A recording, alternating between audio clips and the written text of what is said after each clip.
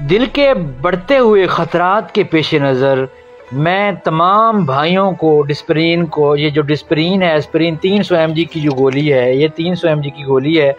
मैं आपको रिकमेंड करूंगा कि आप हर 15 दिन के बाद एक गोली डिस्प्रिन की ज़रूर लें,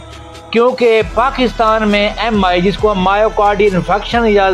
दिल का आर्जा या दिल का अटैक कहते हैं, वो बढ़ रहा है। तो आप ये डिस्प्रिन रोज़मर्रा ज़िंदगी में ले आएँ, ये आपकी बेहतरी के लिए। हर 15 दिन के बाद आप एक डिस्प्रिन की गोली लाजमी खाएं, ताकि आपका जो खून है वो क्लॉटिंग से बच जाए और आप जो ख़तरात पेश नज़र हैं आजकल ज़्यादातर खुराक की वजह से या एक्सरसाइज ना होने की वजह से दिल का अर्जा बहुत हद तक बढ़ चुका है। पाकिस्तान में MI बहुत ज़्यादा हो रहे हैं,